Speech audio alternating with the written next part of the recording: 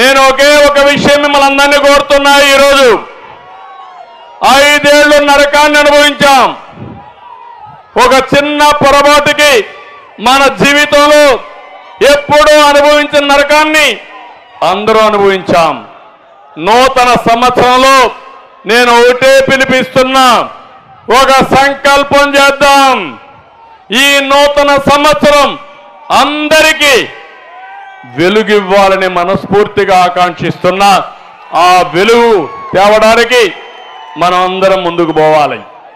నేను 2024 నుంచి తెలుగు జాతికి స్వర్ణ యుగం రావాలి. ఆ స్వర్ణ యుగానికి శ్రీకారం చుట్టే సంవత్సరం 2024. ఈ స్వర్ణ యుగంలో ఎవరికి ఏ ఇబ్బంది లేకుండా మనం అన్ని సమస్యలు పరిష్కారం చేసుకొని ముందుకు పోదాం.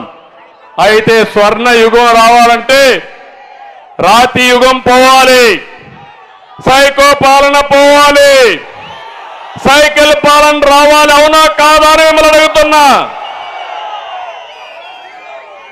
ఎవరు అధైర్యపడవలసిన అవసరం లేదు. 25 ఏళ్లకు మునుపు నేను ఆలోచించిన విధానం వల్ల అనేక విధాలుగా మన వాళ్ళు బాగుపడ్డారు. తెలుగుదేశం పార్టీ మీకు అండగా ఉంటాం. అదే మాదిరిగా మనందరిలో తెలివితేటలున్నాయి, నాకు కూడా అనుభవం ఉంది. ఇవన్నీ ఉపయోగించి మీరు ఒక్క అడుగు ముందుకేయండి, నేను 100 అడుగులు మిమ్మల్ని నడిపించే బాధ్యత తీసుకుంటాను.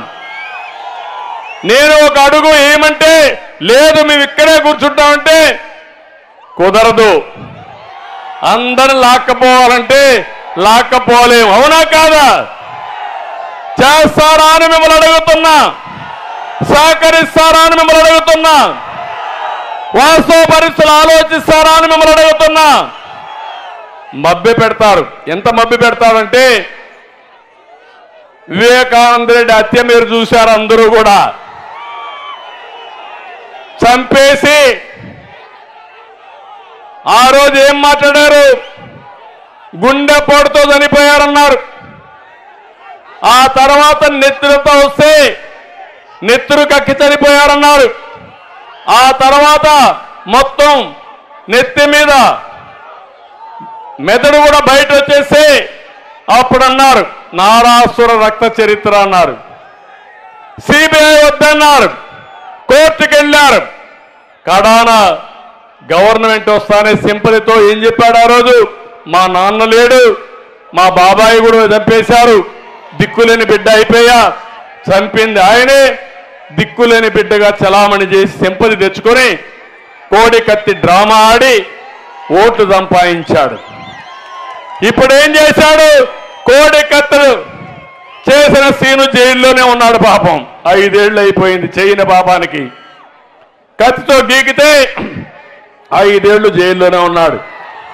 ఇంకో పక్క ఈరోజు మీరు చూస్తున్నారు, సొంత చెల్లెలు కోర్టుకెక్కితే వాళ్ళ తండ్రి మీద ఆవిడే హత్య చేసినట్టు లేకుంటే ఇంక తప్పు చేసినట్టు ఆవిడ మీద కూడా కేసులు పెట్టించే పరిస్థితికి వచ్చాడు. నిన్న మొన్న వాళ్ళ సొంత చెల్లెలు వేరే పార్టీలు చేరితే దానికి మనల్నే తిడుతున్నాడు.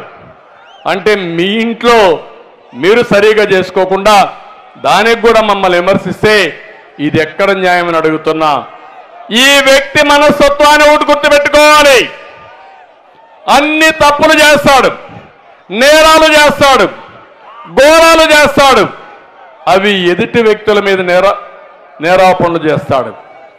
అంటే ప్రతిరోజు నోరుందని, పేపర్ ఉందని, టీవీ ఉందని అడ్డదుడ్డంగా మాట్లాడే పరిస్థితి వస్తుంది. మీరు ఒక విషయం చూడండి, ఎన్నికల ముందు అమరావతి రాజధాని అన్నాడు, ఎన్నికలైన తర్వాత 3 రాజధానులు అన్నాడు.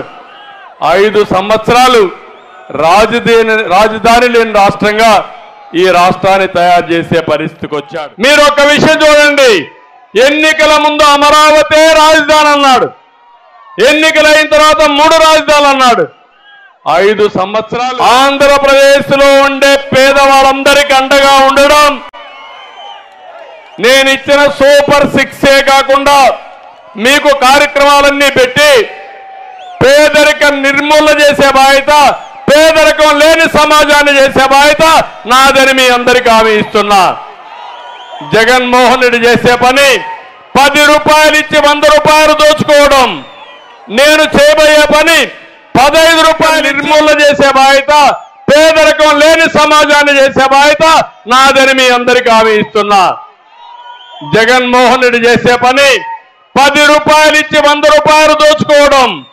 నేను చేయబోయే పని 15 రూపాయలు ఇచ్చి 15 రూపాయల్ని 100 రూపాయలు సంపాదించే విధానం నేర్పిస్తా. 100 రూపాయలు 1000 రూపాయలు చేస్తా, సంపద సృష్టిస్తా, మీ జీవితాల్లో వెలుగు తీసుకొచ్చే బాధ్యత నేను తీసుకుంటానని చెప్పి కూడా నేను మీకు తెలియజేసుకుంటున్నా.